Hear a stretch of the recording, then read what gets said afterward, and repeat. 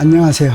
승문고등학교 현대물리학 특강 두 번째 시간 시작합니다. 지난 첫 번째 시간은 제목이 광속불변이었습니다.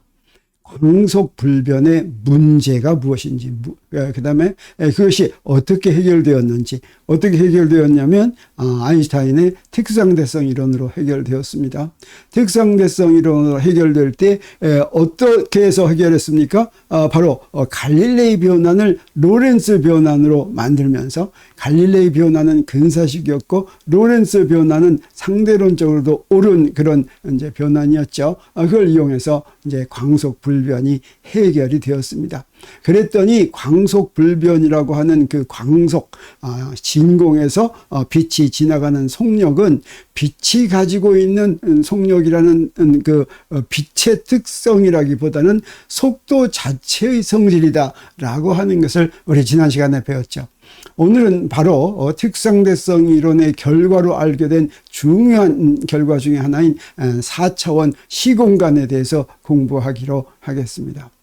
지난 시간에 로렌츠 변환 구한 거 잠깐 복습하면, 로렌츠 변환이 상대성 이론의 기본식인데, 로렌츠 변환은 바로 갈릴레이 변환을 이제 제대로 만든 것이라고 했죠.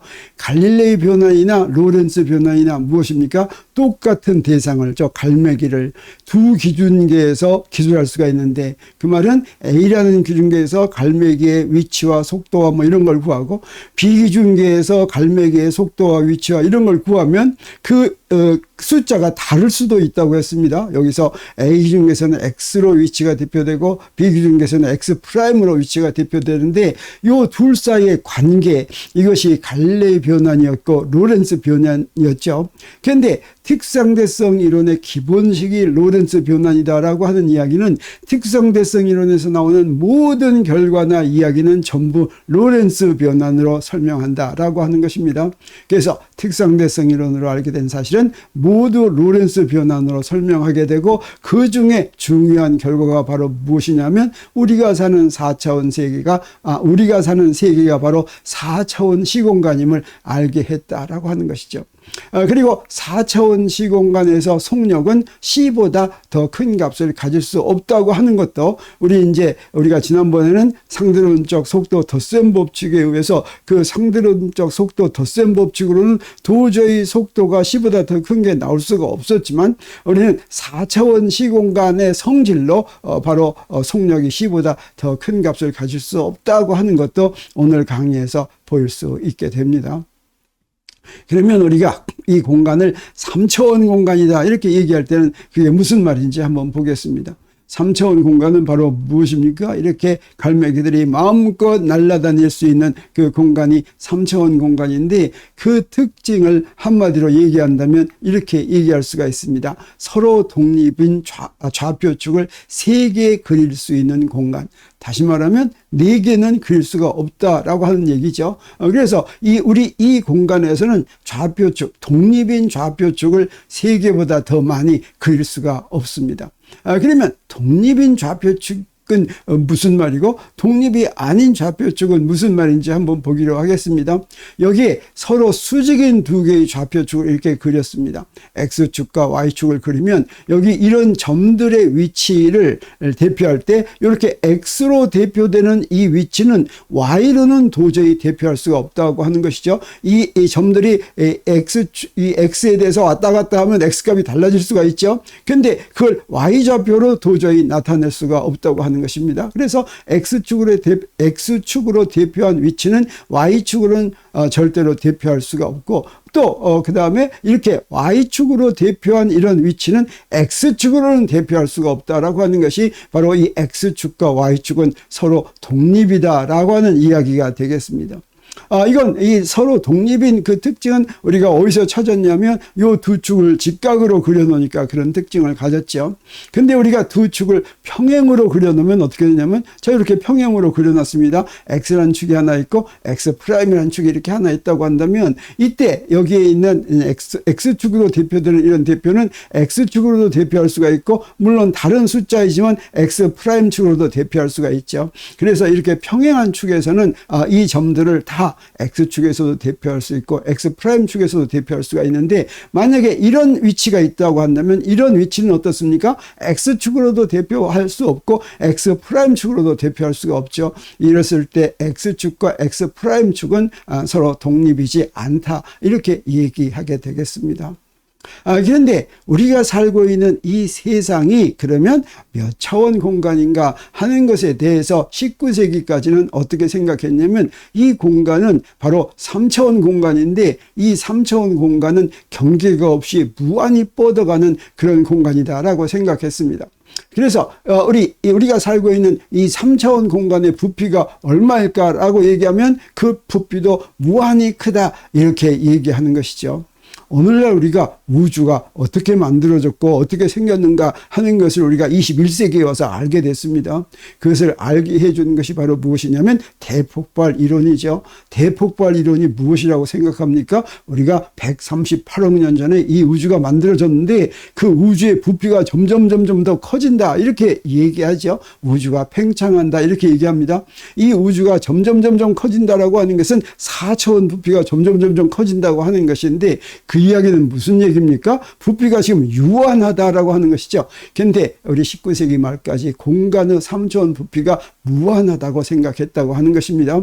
그리고 그러면 시간은 어떠냐? 시간은 공간과는 전혀 상관없이 무한히 먼 과거에서 무한히 먼 미래로 그냥 흘러갈 것이다 라고 생각했습니다. 이렇게 생각하는 무슨 특별한 이유가 있다기보다는 당연히 그럴 거라고 생각했죠. 이게 무한하지 않다고 생각할 아무런 이유가 없었고, 시간도 무한히 먼 과거에서 무한히 먼 미래로 흘러가지 않을 것이라고 생각할 아무런 근거가 없었던 것입니다. 지금 이렇다고 생각했다고 지금 강조를 얘기를 했지만, 사실은 구체적으로 이렇게 생각할 필요도 없었죠. 이건 너무나 당연한 것이죠. 근데 오늘을 봤더니 이제 이렇지 않으니까 옛날에는 이렇다고 생각했다, 이렇게 얘기하는 것입니다. 그러면 우리가 몇 차원 공간이다라고 하는 걸 어떤 기준으로 아느냐? 우리가 2차원 공간이라고 하면 2차원 공간이 갖는 무슨 성질이 있어야 되겠죠? 3차원 공간이라고 하면 3차원 공간이 갖는 성질이 있어야 되겠죠? 우리가 이제 4차원 시공간에 살고 있다고 얘기하려면 그 4차원 시공간의 성질이 어떠니까 우리가 4차원 시공간에 살고 있다, 이렇게 얘기를 해야 되겠죠? 그 2차원 시공간의 성질을 얘기하는 것이 바로 무엇이냐면 두 점 사이의 거리입니다. 이 두 점 사이의 거리를 ds라고 한다면, ds는 요 점의 위치에서 요 점의 위치까지의 거리를 뺀 것이 ds입니다. 그러면 이 거리를 2차원 공간의 좌표로 표시할 때는 우리 ds 제곱으로 이렇게 표시할 수가 있습니다. 그래서 여기에 x축과 y축, 2차원 공간이니까 이제 축을 두 개 그렸습니다. 이렇게 그려가지고 각 축의 성분으로 표현을 한다면, 우리 여기다 이렇게 사각형을 그려놓고서 요게 바로 x축의 간격이죠. 그 다음에 요거는 y축의 간격이라고 할 수 있습니다. 요 dx와 dy로부터 ds를 구하는 건 우리가 잘 아는 것처럼 피타고라스 정리로 dx제곱 더하기 dy제곱 이렇게 구할 수가 있죠. 근데 이 좌표축을 이렇게 회전할 것 같으면 어떻게 되냐면, 이렇게 좌표축을 회전했을 때 X'축과 Y'축으로 구하려면 어때야 되겠습니까? 사각형을 이렇게 그려야 되겠죠. 그래서 여기 있는 dx'을 구하고 여기서 dy'을 구하면, 우리 여기서도 피타고라스 정리가 성립하니까 dx' 제곱 더하기 dy' 제곱은 ds제곱, 이 ds제곱은 아까와 똑같은 ds제곱이죠. 이렇게 되는 걸 알 수 있는데, 이게 바로 2차원 공간의 성질이라고 할 수가 있고, 이걸 우리가 멋있는 얘기로 한다면 이렇게 얘기합니다. 두 점 사이의 거리는 좌표축 회전에 대해서 불변이다, 이렇게 얘기하는데, 이렇게 얘기할 수 있을 때 우리가 이게 2차원 공간의 성질을 만족한다, 이렇게 얘기합니다. 이런 걸 좌표축 회전이라고 하는데, 좌표축 회전이라고 하는 것은 회전하기 전의 좌표로부터 회전한 후의 좌표의 회전한 후의 좌표축에 대한 좌표로 변환하는, 그걸 가지고 회전을 이제 기술합니다. 그래서 이 좌표축 회전에 대한 변환식이 어떻게 되는지 보겠어요. 그 변환식을 우리 쉽게 구할 수가 있습니다. 여기 x좌표하고 x'좌표하고는 어떤 관계가 있을까? xy 좌표하고 x'y 좌표하고는 어떤 관계가 있을까 했을 때, y'은 어떻게 표시할 수가 있냐면 x 코사인 세타 더하기 y 사인 세타, 이렇게 표시할 수 있습니다. 이건 요걸 보고서 금방 구할 수가 있는데 여기서 x는 여기서부터 여기까지죠. 자, 원점에서부터 여기까지가 x고 x 프라임은 저 원점에서 여기까지가 x 프라임입니다.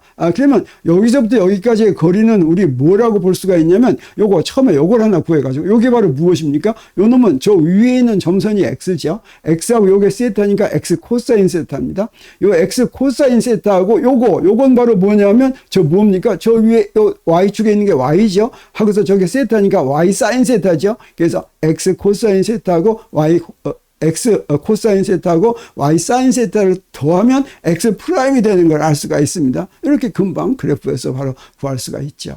그리고 y 프라임은 어떤 관계에 있냐면 y 프라임은 마이너스 x 사인 세타 더하기 y 코사인 세타 이런 관계가 있는데 y 프라임은 어디서부터 어디까지입니까? 여기서부터 여기까지가 y 프라임이죠. 그럼 이걸 구하기 위해서는 먼저 여기서부터 여기까지가 바로 뭐냐면 저 뭔가 이게 바로 y 이게 바로 뭐냐면 저 y 한 다음에 코사인 세타죠. 그래서 y 코사인 세타인데 그건 y 프라임보다 더 기니까 좀 빼야 되겠어요. 뭘 빼야 되겠습니까? 요거 빼주면 되겠죠. 요건 바로 뭡니까? 요거는 x 사인 세타죠. 그래서 x 사인 세타를 빼줬더니 y 프라임이 된다고 하는 것입니다. 자, 여기서부터 요 관계로부터 두 식의 미분을 구하면 dx 프라임은 dx 코사인 세타 그리고 dy는 dy 프라임은 마이너스 dx 사인 세타 더하기 dy 코사인 세타 이렇게 되죠. 그럼 여기서부터 우리 바로 아까 한 거 무엇을 구할 수가 있냐면 인접한 두 점 사이의 거리 ds의 제곱은 여기서 dx 제곱 더하기 dy 제곱은 dx 프라임 제곱 더하기 dy 프라임 제곱이라고 우리가 피타고라스 정리를 써서 구한 거를 우리 좌표축 회전식을 이용해서 이제 증명할 수가 있습니다. 실제로 그런 걸 볼 수가 있어요. 피타고라스 정리 쓰지 않고도. 그래서 dx 프라임은 이렇게 되고 dy 프라임은 이렇게 되는데 우리 ds 제곱을 우선 dx 프라임 제곱 더하기 dy 프라임 제곱으로 이렇게 표시했습니다. 그리고 dx 프라임 대신에 이걸 집어넣죠. 이렇게 집어넣고 제곱합니다. 그리고 dy 프라임 대신에 이걸 집어넣고 제곱합니다. 자, 요거 제곱한 걸 다 풉니다. 다 풀어가지고 무엇으로 정리를 하냐면 자, 여기서도 dx 제곱 나오고 여기서도 dx 제곱 나오니까 dx 제곱으로 뽑으면 정리하면 뭐가 되냐면 여기서는 코사인 제곱 세타가 나오고 여기서는 사인 제곱 세타가 나오죠.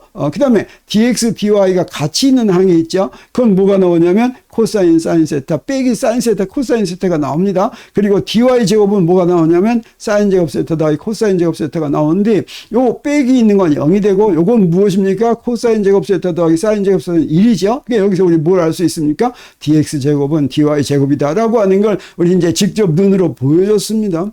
자, 요거 빤한 거죠. 우리 피타고라스 정리를 했을 때나 이거 했을 때나 다 빤한 거 알고 있는데 우리 이렇게 빤한 걸 여기서 하는 이유는 뭐냐면 이것과 비슷한 것을 이용을 해서 우리 이제 4차원 시공간의 성질이 그렇게 되는구나 하는 걸 보여주기 위해서 우리 빤한 걸 먼저 한번 해봅니다. 자, 그러면 3차원 공간의 성질은 뭐가 되겠습니까? 3차원 공간의 성질은 이렇게 이제 두 점 사이에 3차원 공간에서 두 점 사이의 거리는 자, 여기서 저쪽이 있다면 여기 저쪽 꼭지점에서 이쪽 꼭지점까지를 이제 ds라고 하면 그때 여기 dx, dy, dz가 있을 때 어떻습니까? 그게 자, 이런 좌표축을 그렸을 때 dx 제곱 더하기 dy 제곱 더하기 dz 제곱이 ds 제곱이 되지요. 그리고 좌표축을 회전해서 dx하고 dy, dz가 다 이렇게 dx 프라임, dy 프라임, dz 프라임으로 이렇게 바뀐다고 한다면 요 두 개가 같은 것이 바로 3차원 공간의 성질이 되고 이것도 멋있는 이야기로 한다면 3차원 공간에서도 두 점 사이의 거리는 좌표축 회전에 대해서 불변이다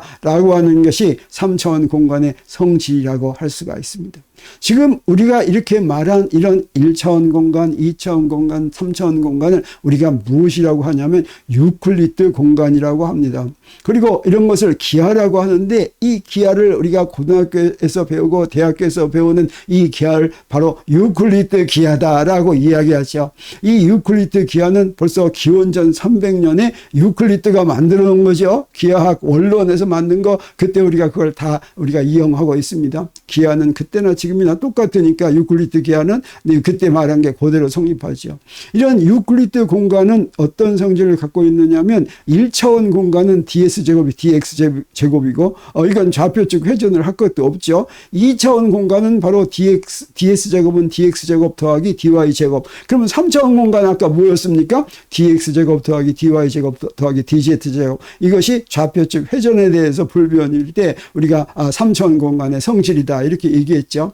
자, 이렇게 보면 수학적으로 봤을 때 한 차원씩 늘어나면 단순하게 어떻게 하면 됩니까? ds제곱은 dx제곱 더하기 dy제곱 더하기 dz제곱 더하기 뭐 이런 식으로 할 것 같으면 유클리드 공간이 이제 차원이 하나씩 늘어나는 거죠. 우리 실제에 우리가 살고 있는 공간은 여기까지만 그릴 수가 있지만 우리 이제 수학적으로 그냥 유클리드의 4차원 공간도 우리가 생각해 볼 수가 있죠. 그럼 어떻게 하면 됩니까? dx제곱 더하기 dy제곱 더하기 dz제곱 더하기 d에타제곱으로 쓸 수 있는 그런 4개의 좌표축을 그릴 수가 있다면 그걸 유클리드 4차원 공간이라고 할 수가 있습니다. 근데 이런 걸 할 수 있다는 얘기입니까? 없다는 얘기입니까? 없다는 얘기죠. 네 번째 축을 그릴 수가 없다고 하는 것입니다. 그런데 특상대성 이론이 나오고 나서 4차원 공간, 4차원인데 시간까지 합쳐졌기 때문에 3차원 공간에다 시간을 곱한 4차원 공간이기 때문에 우리가 4차원 시공간 이렇게 얘기하는데 이 4차원 시공간은 유클리드 4차원 공간과는 다르게 생겼습니다. 그래서 그걸 다른 이름으로 부르는데 그 이름이 바로 무엇이냐면 민콥스키 4차원 시공간입니다. 아인슈타인이 상대성 이론에 도달을 했습니다. 그리고 시간과 공간이 똑같은 존재인 것을 알아냈는데 이 4차원 시공간에 민콥스키라고 하는 이름이 붙은 이유는 뭐냐면 민콥스키는 독일의 수학자입니다. 시간이 4차원 공간의 네 번째 축이라고 한다면 아인슈타인의 특상대성 이론이 멋있게 해석되는 것을 처음으로 보인 사람이 바로 민콥스키입니다. 그래서 이 4차원 시공간을 민콥스키 4차원 시공간이다 이렇게 부르는 것입니다. 안타깝게도 이분은 마흔이 되기 전에 이제 돌아가셨어요. 그래서 이보다 더 큰 업적은 내지 못하지 않았나 이런 생각이 듭니다. 그런데 우리 공간은 아무래도 네 번째 축을 그릴 수가 없는데 어떻게 4차원 공간을 만들었는지 4차원 시공간을 만들었는지 아주 궁금하죠. 근데 이렇게 해석하면 아주 잘 해석이 됩니다. 우리 여기에 i라는 숫자를 썼는데 이 i를 썼는데 이 i가 바로 뭡니까? 제곱하면 마이너스 1이 되는 것입니다. 근데 제곱하면 마이너스 1이라는 게 가능합니까? 안 합니까? 어떤 걸 두 개를 똑같은 걸 곱하는 거죠. 똑같은 걸 곱하면 어떻습니까? 반드시 플러스가 돼야 되죠. 그래서 이 i라는 건 우리가 뭐라고 부르냐면 imaginary number, 허수다 이렇게 부릅니다. 실제로는 존재하지 않는 숫자다 이렇게 부릅니다. 그런데 이 네 번째 축이 그릴 수 있습니까? 없습니까? 실제로 그릴 수가 없죠. 그래도 이제 있는 거니까 여기다가 i를 그리니까 너무 멋있죠. 자, 이걸 제곱하면 뭐가 돼요? 이걸 제곱하면 마이너스 c제곱 t제곱 이렇게 됩니다. 자, 이것은 유클리드 공간과는 전혀 다른 성질을 가지고 있습니다. 유클리드 공간의 특징이 뭐라고 그랬습니까? 여기도 플러스고 여기도 플러스고 여기도 플러스인 것이 유클리드 공간의 특징이라고 그랬죠. 요거 하나가 마이너스인 것이 바로 민콥스키의 4차원 시공간이다. 그리고 요 놈이 어떻습니까? 무엇인가에 의해서 불변을 성질을 가져야 되겠죠. 여기에 하나가 마이너스가 있는 것, 이것이 바로 시간과 공간 사이의 은밀한 관계이고 바로 요것 때문에 특수상대성 이론이 말하는 여러 가지 그 결과가 아주 흥미진진한 결과들이 이렇게 나오는 것입니다. 근데 아까 3차원 공간을 성질을 얘기할 때 3차원 공간의 좌표축 회전하는 걸 얘기했죠. 근데 로렌츠 변환이 알고 봤더니 좌표축 회전과 똑같은 역할을 한다. 근데 어떤 좌표축 회전이냐면 우리 아까 좌표축 회전은 Z축을 중심으로 회전한 겁니다. X하고 Y만 바뀌게 만들려면 Z축은 그대로 놔두고 회전시키는 거죠. 자, 로렌츠 변화는 T축과 공간축 하나를 회전시키는 것입니다. 그러니까 회전에 반드시 T축을 포함시키면 그러면 그게 로렌츠 변환이 된다고 하는 걸 우리 알 수 있는데 그걸 이제 눈으로 보여주는 그 눈으로 안 보여줘도 다 그렇다는 걸 우리가 알 수가 있지만 눈으로 보여주는 한 가지 방법이 바로 뭐냐면 이렇게 한번 바꿔 써보는 것입니다. 자, 로렌츠 변환이 이렇게 생겼죠. 근데 이걸 이렇게 바꿨습니다. 어떻게 바꿔 쓰냐면 자, 여기 ICT를 X4라고 이렇게 놓겠습니다. 그리고 코사인 파이를 감마라고 이렇게 놓고 사인 파이는 I 베타 감마다 이렇게 놓겠습니다. 자, 그러면 코사인 파이하고 사인 파이하고 이렇게 아무렇게나 놔도 될까? 이런 걱정이 되는데, 우리 이 코사인 파이하고 사인 파이는 어떤 특징을 가지고 있냐면, 코사인 제곱 파이하고 더하기 사인 제곱 파이하면 그게 뭐가 됩니까? 항상 1이 되죠. 자, 그런 성질을 만족하면 사인 파이와 코사인 파이로 놓을 수 있다고 우리가 생각할 수가 있는데, 한번 확인해 보겠습니다. 그래서 코사인 제곱 파이 하면 감마 제곱이 되죠. 사인 제곱 파이 하면 마이너스 베타 제곱 감마 제곱이 되죠. 이걸 감마 제곱으로 이렇게 묶었습니다. 근데 감마 제곱이 바로 무엇입니까? 1 마이너스 베타 제곱분의 1이죠. 이 1이 됐습니다. 그래서 이렇게 놨더니 코사인 제곱 파이하고 사인 제곱 파이는 더했더니 1이 된다. 그래서 이렇게 놓는 게 아주 그럴듯하다라고 하는 거 우리 알았습니다. 그러면 그렇게 놓으면 어떻게 표현이 되냐면, 저 x 프라임은 감마 x 마이너스 베타 ct라고 하는 건 어떻게 돼요? x 감마 더하기 저 마이너스를 i ct 곱하기 i 베타 감마 이렇게 쓰면 여기 바로 뭐가 됩니까? x 코사인 파이 더하기 x 포 사인 파이 이렇게 되죠. 그리고 CT 프라임 두 번째 식은 양변에다가 i를 곱합니다. 양변에 i를 곱하면 요건 뭐가 됩니까? 요거 x4죠. 요건 뭐가 됩니까? 마이너스 x 사인 파이가 되죠. 요건 뭐가 됩니까? x4 코사인 파이가 되죠. 그리고 사인 파이를 코사인 파이로 나눈 탄젠트 파이는 그게 바로 뭐냐면 i 베타인데, 이게 바로 무엇입니까? 두 상대 좌표, x 좌표와 x 프라임 좌표가 상대적으로 움직이는 속도를 바로 얘기해 주는 거죠. 그 속도를 광속으로 이제 표현한 속도다, 이렇게 얘기하는 것입니다. 자, 요게 이제 회전각에 해당한다고 하는 것이죠. 근데 실제로 우리가 눈에 보이게 회전하는 것이 아니니까 회전각에다 i를 붙인 게 너무 그럴듯하다는 생각이 들기도 합니다. 그러면 좌표축 회전과 로렌스 변환을 한번 비교해 보겠습니다. 좌표축 회전이 이렇게 썼었고, 그래서 요건 바로 무엇입니까? A 중계의 Z축 중심으로 각 세타만큼 회전한 B 중계. 그래서 Z축으로 회전한 겁니다. 그러니까 로렌스 변환을 바꿔 쓴 게 바로 이거죠. 이건 바로 무엇입니까? 로렌스 변환이니까 우리 로렌스 변환은 A 기준계 플러스 축 방향으로 속도 V로 등속도 운동하는 B 기준계의 좌표가 X 프라임과 X4 프라임이죠. 이걸 어떻게도 해석할 수가 있냐면, X 기준계의 X축과 T축의 수직인 축 중심으로, 이 수직인 축은 어떤 축이 있겠죠? 각 파이만큼 회전한 비기준계를 이렇게 해석할 수가 있다고 하는 것이죠. 그러면 우리가 3차원 공간이라고 얘기할 때는 3차원 공간에 그 회전을 시켰을 때 두 점 사이의 거리가 불변인 거라고 했습니다. 그러면 4차원 시공간은 어떤 성질을 가지고 있는지 보겠습니다. 우리 3차원 공간에서 그런데 우리 3차원 공간과 4차원 시공간을 우리가 다루려고 하는데, 우리 4차원 시공간에서는 이 3차원 공간에서 점이라고 얘기한 거고, 4차원 시공간에서는 또 그게 다른 걸로 대표하니까 그게 이름이 있습니다. 그래서 3차원 공간에서 점이라고 한다면, 이때 세 좌표 XY, Z로 대표되는 위치에 이걸 갖다가 점이라고 이렇게 얘기했는데, 우리 4차원 시공간에서는 자, 요거하고 똑같은 용어를 쓰면 혼동되기 때문에 새로운 용어를 하나 이제 여러 개를 대입합니다. 그래서 민콥스키 4차원 시공간에서 이때는 어때야 돼요? 3개의 좌표 대신에 4개의 좌표로 써야 되겠죠? 이 4개의 좌표로 대표되는 그 위치를 뭐라고 부르냐면 사건이라고 부릅니다.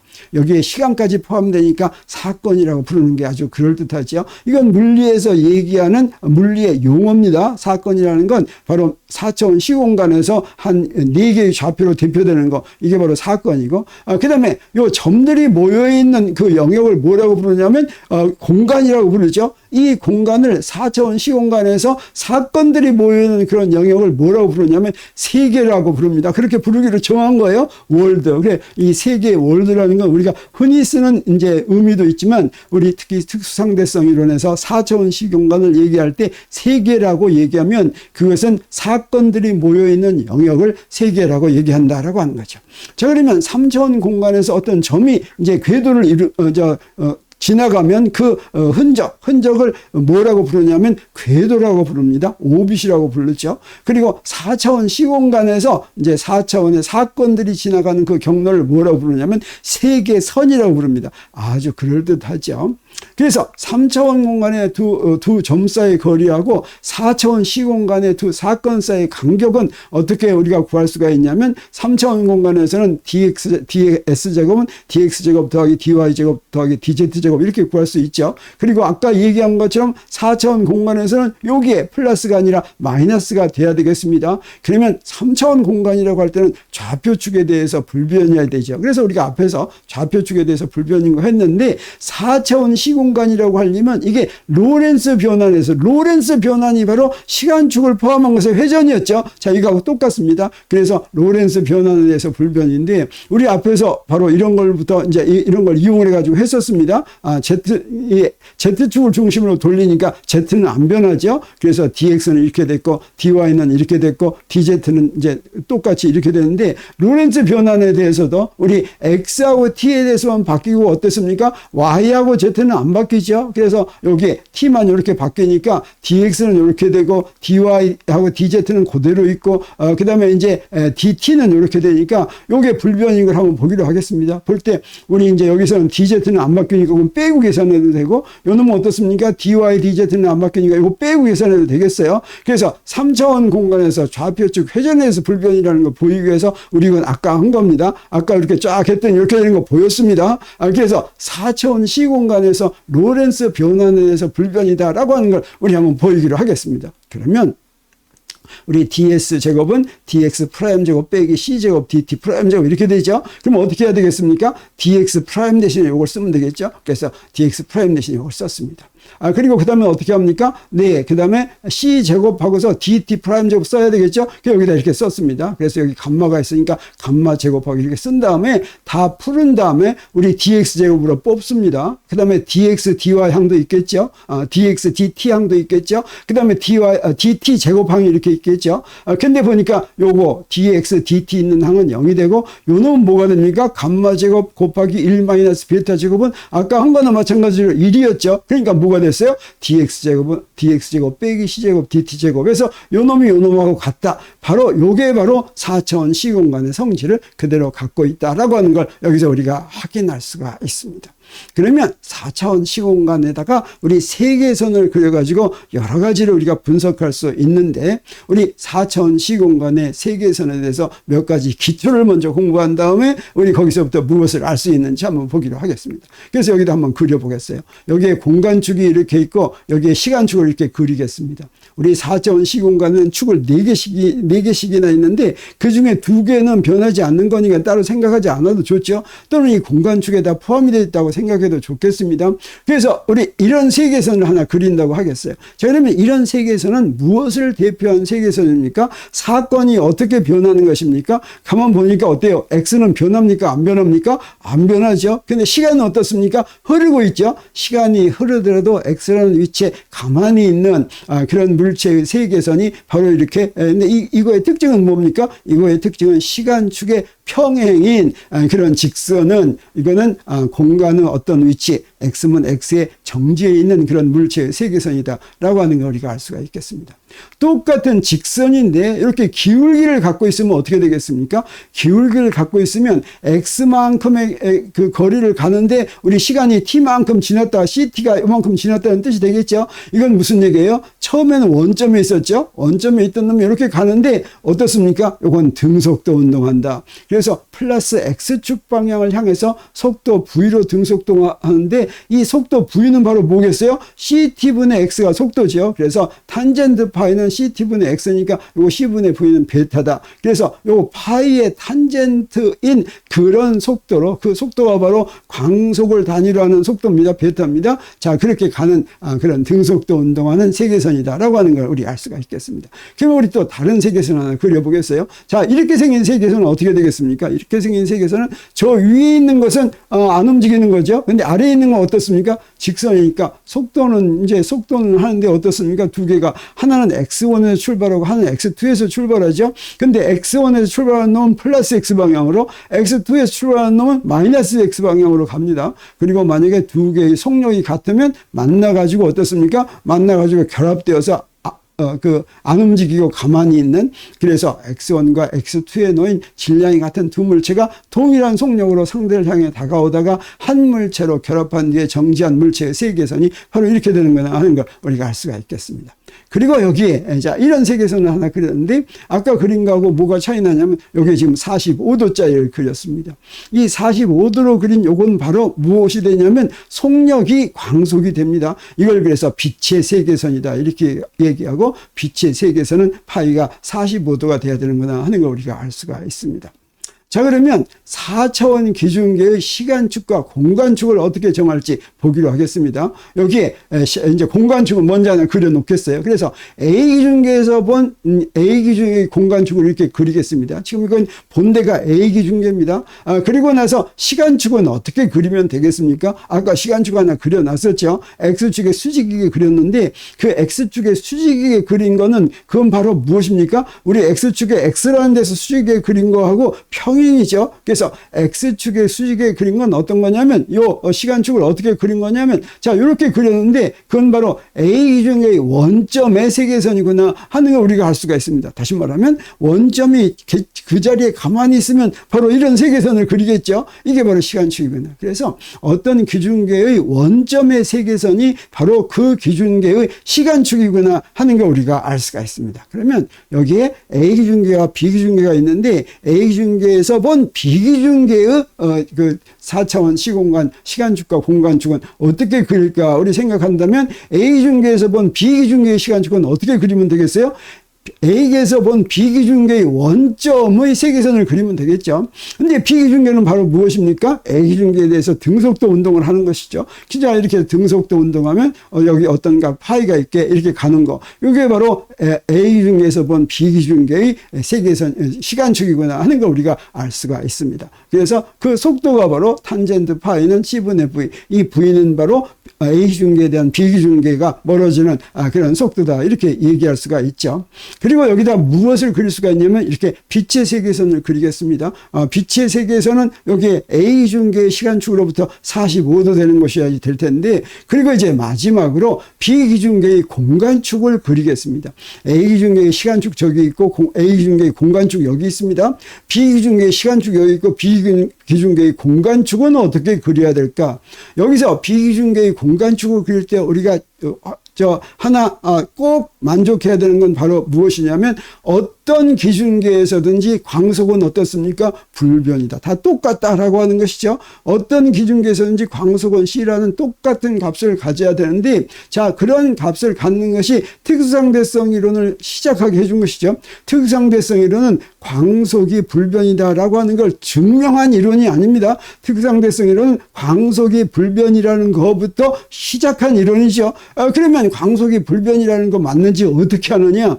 광속이 불변이라는 것으로부터 만든 특수상대성 이론이 설명하는 이 자연에 대한 모든 것이 다 맞다라고 하는 것입니다. 틀린 것이 하나도 없다. 그러면 광속이 불변이라는 가정에서부터 만든 특수상대성 이론이 맞다라고 하는 증거가 된다고 하는 것이죠. 그래서 특수상대성 이론은 광속이 불변이라고 하는 거 증명한 그런 이론이 아니다고 하는 거 우리가 확실하게 알아둘 필요가 있습니다. 그러면 A 기준계에서 본 B 기준계의 공간축은 어때야 되냐면 A 기준계에서의 광속이나 B 기준계에서의 광속이나 같아야 되겠죠. 그러려면 이쪽으로 그리면 도저히 안 됩니다. 어떻게 그려야지만 되냐면 이렇게 그려야지만 이제 광속이 A 기준계와 B 기준계에서 같을 수가 있는데, 그래서 이것도 파이가 돼야지 됩니다. 그러면 이것이 같다는 걸 해결하려면, 해석하려면 어떻게 해야 되느냐? 우리 먼저 좀 곤란하죠. 여기서 A 기준계의 시간축과 공간축은 수직인데 A 기준계에서 본 B 기준계의 시간축과 공간축은 수직이 아니니까 이걸 어떻게 이해해야지 될지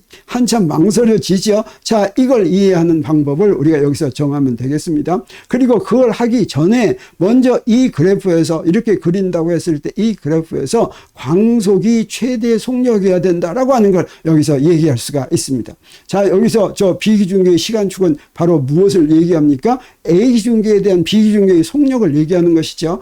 그러면 여기서 자, 요게 서로 파이인데, 자, 그 탄젠트 파이는 베타라는 걸 알 수가 있는데, 요 파이가 점점 더 커진다고 하는 건 우리가 뭘 얘기해 줍니까? 비중계의 속력이 A중계에 대한 비중계의 속력이 점점 더 빨라진다. 이런 얘기를 할 수가 있죠.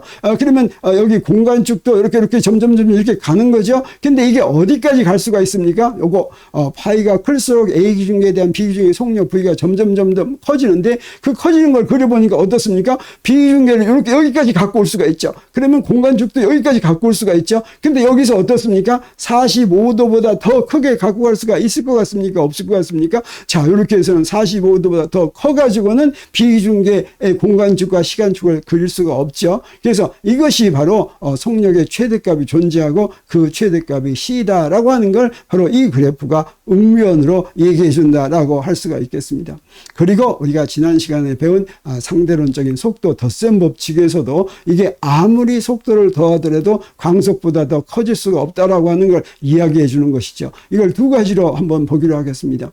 V1과 V2가 어떤 값이든 C보다 작으면 V도 여기서 두 개를 더하는 것도 C보다 작다라고 하는 걸 일반적으로 증명할 수가 있습니다. 그래서 V1을 AC라고 하고, 그러니까 C보다 작은 거니까 A가 0부터 1까지입니다.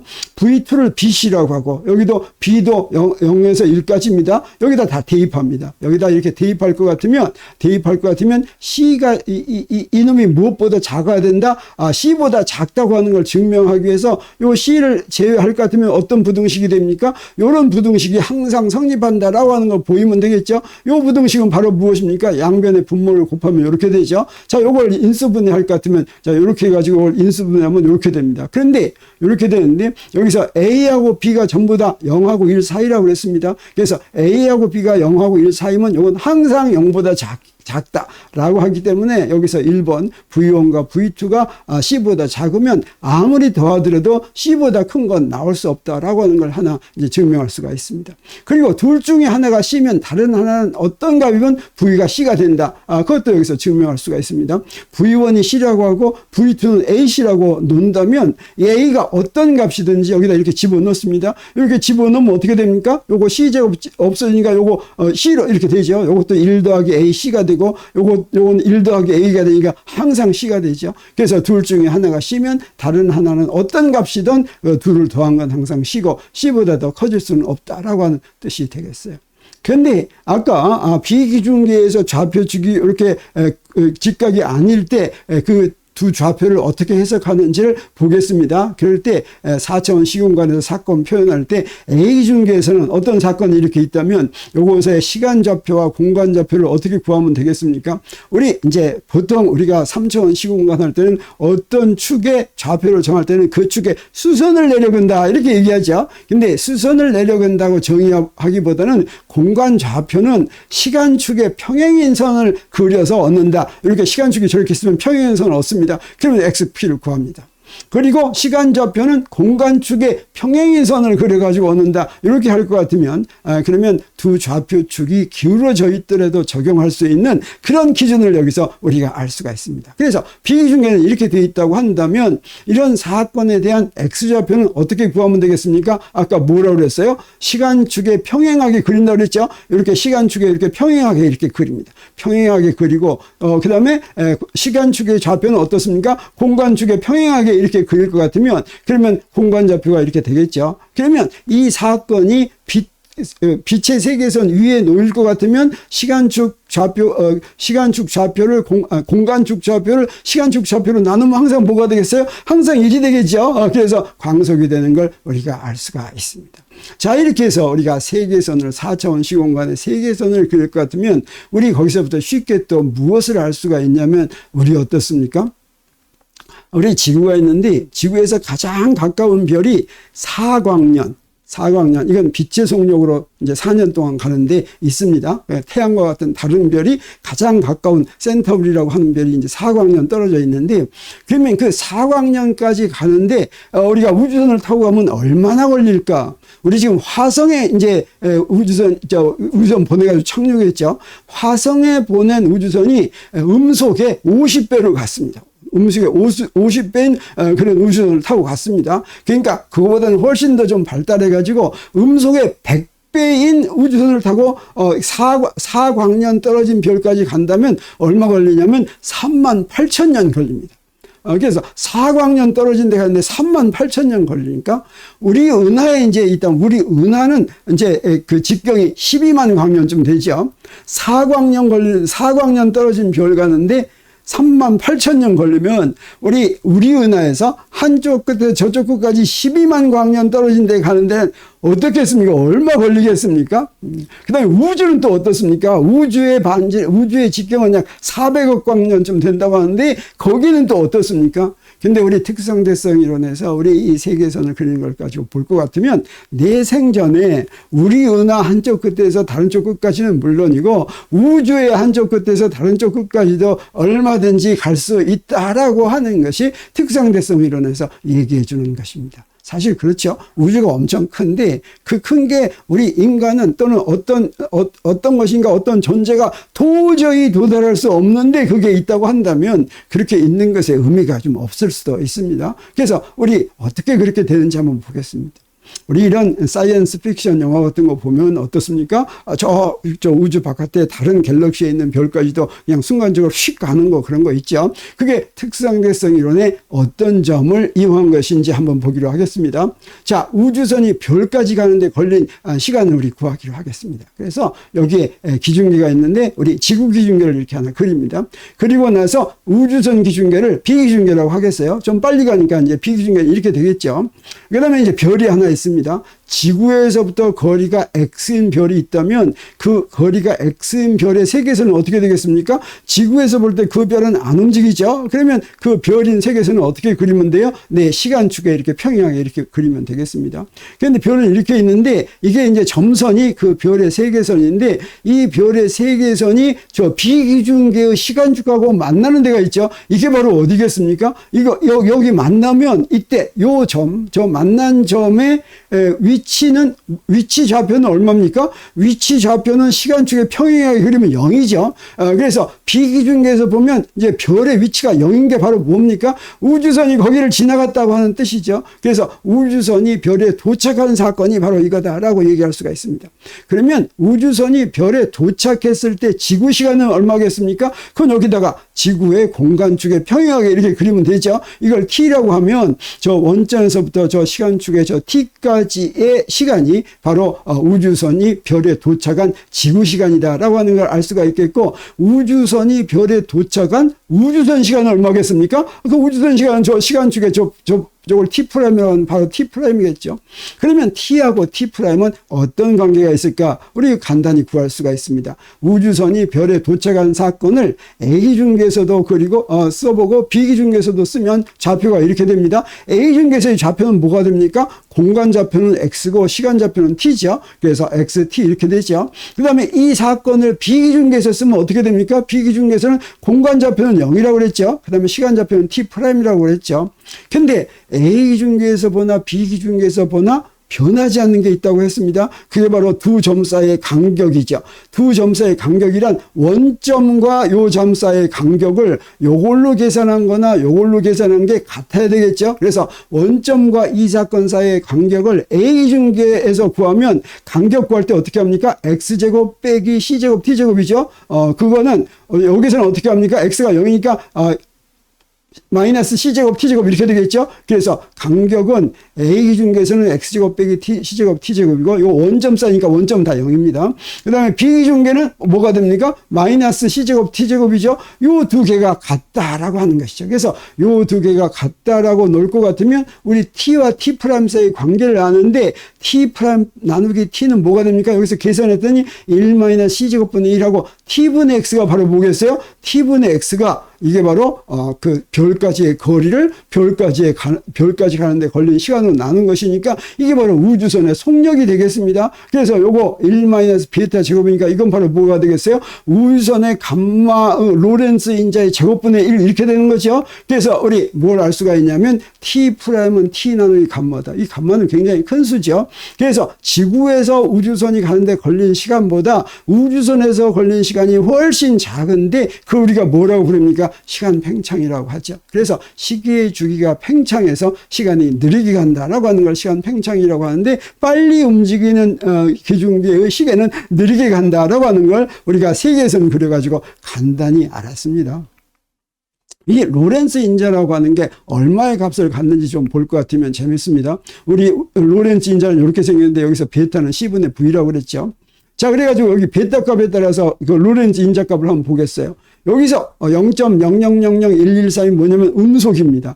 음속도 요거 그냥 1.0이 됩니다. 이렇게 구할 것 같으면 0.999999999에서 한 10자리쯤 한 다음에 8 뭐 이렇게 바뀝니다. 그러니까 1이나 마찬가지죠. 그리고 음속의 절반이면 1.15, 그 다음에 음속의 90%면 2.29 이렇게 됩니다. 그래서 90%까지는 굉장히 천천히 증가하는데, 근데 이제 90%가 넘어갈 것 같으면 여기 한 자리 늘어날 때마다 99 그러면 2에서 7이 되고, 99875 그러면 20이 되고, 9999 하면 100이 되고, 그 다음에 9가 한 번 더 하면은 요거 22.5가 아니라 225가 되고, 이렇게 그냥 자릿수가 이렇게 늘어나는데 그걸 그래프로 그리면 이런 식으로 된다. 그래서 여기에 광속에 가까이 가면 여기서 이렇게 가는데 얼마까지 갈 수 있습니까? 이게 C가 되면 무한대가 되죠. 그래서 여기 90% 이상이면 로렌츠 인자값이 급격하게 늘어난다라고 하는 걸 우리가 알 수가 있습니다.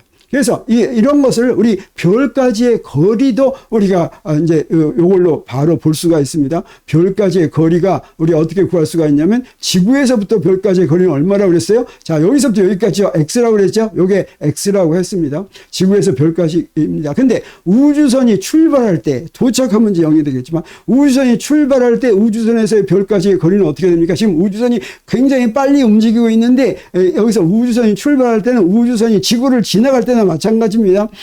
지구에서 우주선이 출발한다고 하면 거기서 우주선을 가속시키고 막 이런 복잡한 문제가 있으니까 우주선은 등속도 운동을 하는데 우주선이 지구를 지나가는 순간에 우주선에서 별까지의 거리라고 한다면 그게 바로 X'이 되죠. 그 X'은 어떻게 구할 거냐면 바로 이게 되겠어요. 이게 바로 무엇입니까?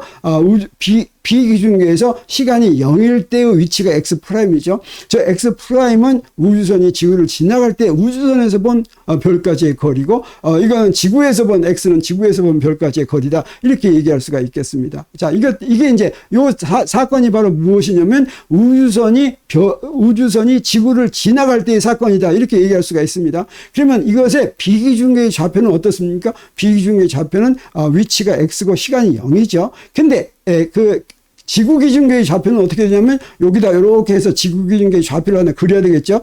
그 시간 좌표를. 그래서 T1이라고 하겠습니다. 자, 이거는 간격이 0이라는 거 써가지고는 쉽게 구할 수가 없고 요거에 로렌츠 변환을 써보겠습니다. 요거 똑같은 점을 대표한 거니까 요 좌표를 요 좌표에 로렌츠 변환으로 표시할 수 있겠죠. 그러면 X'은 어떻게 됩니까? X'은 감마 X 마이너스 베타 C T1. 그 다음에 T'은 0이니까 0은 감마 C T1 마이너스 베타 X 이렇게 됩니다. 여기서부터 CT1을 여기서 없앴으면 좋겠어요. 그래서 이 CT1은 바로 뭐와 같습니까? 베타 X하고 같으니까 CT1 대신에 여기다 베타 X를 이렇게 집어넣습니다. 그럼 바로 뭐가 나옵니까? 바로 X 이렇게 집어넣었으니까 요거는 요 1-베타 제곱은 감마 제곱분의 1이죠. 여기서 바로 감마가 나와가지고 우리 X'은 감마분의 X가 나오는데 요게 바로 무엇이에요? 길이 수축이다라고 하는 걸 우리가 알 수가 있습니다. 그래서 우주선에서 본 지구에서 별까지의 거리가 지구에서 본 별까지의 거리보다 훨씬 더 작은데 이게 바로 길이 수축이다. 이렇게 얘기할 수가 있습니다. 자, 이걸 한번 실제로 보기 위해서 우리 지금까지 이제 실제로 이제 볼 텐데 요 두 개를 한번 종합하면 이렇게 됩니다. 우리 요 삼각형 두 개 가지고 요 삼각형이 두 개가 닮은 꼴이죠. 요 닮은 꼴이라고 얘기하는 이유는 바로 뭡니까? 저 직각삼각형인데 직각삼각형의 저 긴 쪽 꼭지가 같죠. 그러면 닮은 꼴이죠. 그러면 어떻게 됩니까? 여기에 이 t 나누기 t 프라임하고 x 나누기 x 프라임은 요게 어때요? 요 비율이 같죠. 요게 바로 코사인 파이고 코사인 파이가 우리 앞에서 감마라고 나왔죠. 그러면 여기서부터 우리 t 프라임 빼기 t 프라임은 t 나누기 감마 시간 팽창. 그다음에 x 프라임은 x 나누기 감마에서 길이 수축. 요 두 개를 이 식에서부터 우리 한꺼번에 알 수가 있게 됩니다. 자, 그러면 그걸 이용을 해서 한번 로렌츠 인자가 4만이라고 생각하고 우리 4만 광년 떨어진 별까지 가는데 걸린 시간을 한번 보겠어요. 그래서 A 중에서 즉 지구에서 본 시간은 어떻게 되는지, 그리고 B 중에서 우리 우주여행하는 우주선에서 본 시간은 어떻게 되는지 한번 구해보기로 하겠습니다. 그래서 지구에서 별까지 거리는 4만 광년이라고 하겠어요. LY가 광년을 표시합니다. 그리고 로렌츠 인자가 4만으로 한다면 우리 로렌츠 인자는 이렇게 주어지니까 여기서부터 V를 구하면 이런 식이 됩니다. 그래서 로렌츠 인자에다가 4만을 집어넣으면 V를 구할 수가 있겠죠. 그래서 우주선에서 그 로렌츠 인자가 4만일 때 우주선의 속력은 얼마가 되냐면 이렇게 됩니다. 그래서 0.999, 999, 999, 999가 9개 있고 7C 이렇게 됩니다. 이건 사실은 뭐나 마찬가지예요? C나 마찬가지죠. 자, 그래서 이런 속력으로 가게 되면 그러면 로렌츠 인자가 4만인데, 그러면 이런 우주선이 이제 지구에서 별까지 가는데 걸린 시간은 지구에서 본 지구가 우주선을 볼 때 우주선이 저 별에 도착할 때까지 걸린 시간이 얼마가 되겠습니까? 네, 광속으로 갈 때 4만 년 걸리는 거리죠. 그러니까 그건 그냥 생각 하나마나 이 거리를 V로 나누고 V가 광속, 이건 광속이랑 똑같죠. 광속으로 나누니까 얼마 걸립니까? 4만 년 걸립니다. 그래서 이런 속력으로 가면, 다시 말하면 로렌츠 인자가 4만 년인 그런 속력으로 갈 것 같으면 지구에서 볼 때 그 우주선은 4만 년 뒤에 그 별에 도착한다라고 이제 우리가 알 수가 있습니다. 이 4만 광년 어떻습니까? 우리 은하 안에 이제 포함된 별이 되겠죠. 그러면 우주선에서 한번 보기로 하겠습니다. 우주선 속력이 이렇게 됐는데, 이때 우주선이 본 지구에서 별까지의 거리는 뭐라고 그랬어요? 그건 우리 길이 수칙이 일어나서 그걸 감마로 나누면 된다고 그랬죠. 그러니까 4만 광년을 로렌츠 인자 4만으로 나누니까 얼마가 됐습니까? 1광년이 됐죠. 그런데 속력은 얼마입니까? C죠. C나 마찬가지죠. 이게 어떻습니까? 1년이면 자, 이렇게 광속으로 나눴으니까 1년이면 도달한다. 그래서 4만 광년 떨어진 별에 로렌츠 인자가 4만짜리로 갈 것 같으면 1년이면 가게 된다라고 하는 걸 우리 여기서부터 알았습니다.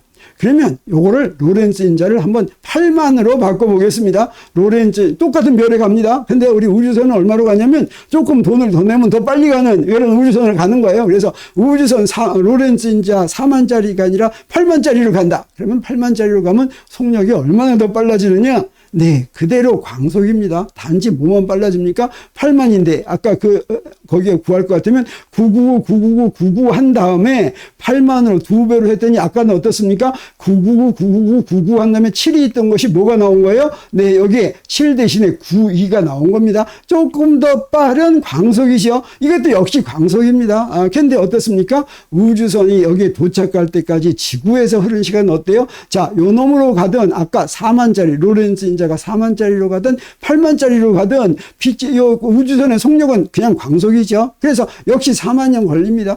지구 시간은 4만 년 지나 있습니다. 근데 우주선 시간은 어떻겠습니까? 우주선 시간은 어떠냐면 거리가 어떻게 돼요? 이 4만 광년을 로렌츠 인자 8만으로 나누니까 0.5 광년이 되죠. 그 0.5 광년짜리를 어떻습니까? 광속으로 가면 몇 년 만에 갑니까? 반년 만에 간다고 하는 걸 우리가 알 수가 있죠. 이것처럼 아무리 먼데라도 로렌츠 인자를 충분히 크게 하면 얼마든지 내가 살아있는 시간에, 또는 내가 살아있는 정도가 아니라 그냥 순간적으로 이동할 수가 있다는 걸 우리가 알 수가 있습니다. 그렇지만 어떻습니까? 지구 시간은 아무리 빠른 속력으로 간다고 하더라도 그 우주선이 도착하는 데 걸리는 지구 시간은 어떻습니까? 변하지 않죠. 자, 0.99가 한 자리가 더 있게 우주선 속력이든 아니든 간에 똑같은 광속이나 마찬가지죠. 그래서 여기에 소수점이 한 자리 더 간 걸로 계산한다고 해서 시간이 몇 시간 차이가 나지 않습니다. 자, 그래서 우리가 우주 저 바깥쪽에 간다고 하더라도 예를 들어서 400억 광년 떨어져 있다라고 한다면 로렌츠 인자가 400억짜리를 이용할 것 같으면 어떻습니까? 순간적으로 갈 수가 있겠죠. 그런데 그렇게 간다고 하더라도 우주선의 속력은 어떻습니까? 0.99999999999999 한 다음에 자릿수만 몇 개 더 구하면 역시 광속이다라고 하는 뜻이 되겠습니다. 그래서 굉장히 먼 데를 빨리 가기 위해서 속력이 광속보다 더 빠른 속력이 필요가 없다고 하는 것입니다. 광속으로 해결이 되는 것이고 우리가 광속보다 더 빠르면 우리 어딜 더 먼저 가든지 뭐 이렇게 하는 것처럼 얘기하지만 광속보다 더 빠른 게 아무런 의미가 없고 사실은 그런 속력은 존재하지도 않는다라고 하는 것이 오늘 우리가 공부한 내용이다라고 할 수가 있습니다. 그래서 4차원 시공간을 공부하면서 우리 특상대성 이론이 우리가 사는 세계가 시간까지가 공간과 똑같은 4차원 시공간이라고 하는 걸 알았고 4차원 시공간이라고 하는 이 특징은 우리한테 뭘 알려주냐면 속도의 개념이 속도가 광속보다 더 빠를 수 없다. 그리고 이 우주에서 아무리 먼데라도 우리 내 생전에 짧은 시간 간격 동안에 갈 수가 있다라고 하는 것입니다. 근데 여기서 또 하나 드는 의문은 뭐냐면 그러니까 저기 멀리 있는 4만 광년 떨어진 별에 갔습니다. 근데 일단 가면 우주선을 타고 간 사람은 자기 생애 동안에 갈 수가 있지만 원래 자기 집에 돌아오면 어떻게 되겠습니까? 자기 집은 8만 광년이 지나 있겠죠. 8만 년이 지나 있겠죠. 8만 년이 지나 있으면 무슨 일이 벌어집니까? 우리가 지금 구석기 시대에서부터 더 구석기 시대보다 더 전부터 지금까지 이제 걸린 시간이 어떻습니까? 시간이 1만 년이 채 안 되죠. 그래서 8만 년이 지난다면 우리 지구는 어떻게 변해버릴지 도저히 알 수가 없고, 그래서 이건 하나 의문입니다. 우리가 이 우주 저 끝까지도 내 생전에 충분히 갈 수가 있지만 갔다가 내가 속한 사회로 다시 돌아오는 것은 불가능하다라고 하는 것이 이 특상대성 이론이 말하는 이 우주의 이제 실제다라고 하는 것까지 얘기하면서 우리 이 상대성, 특상대성 이론을 2시간에 걸쳐서 살펴봤습니다. 광속 불변과 4차원 시공간. 우리 다음 시간에는 양자역학을 2시간에 걸쳐서 이제 공부하려고 합니다. 다음 양자역학 첫 번째 시간에는 제목이 뭐냐면 슈레딩거 방정식입니다. 슈레딩거 방정식이 어떻게 도달하게 됐는지 그리고 슈레딩거 방정식의 의미가 무엇인지 하는 것을 공부하려고 합니다. 오늘 강의는 여기서 마칩니다. 오랜 시간 동안 이제 들어줘서 대단히 감사합니다.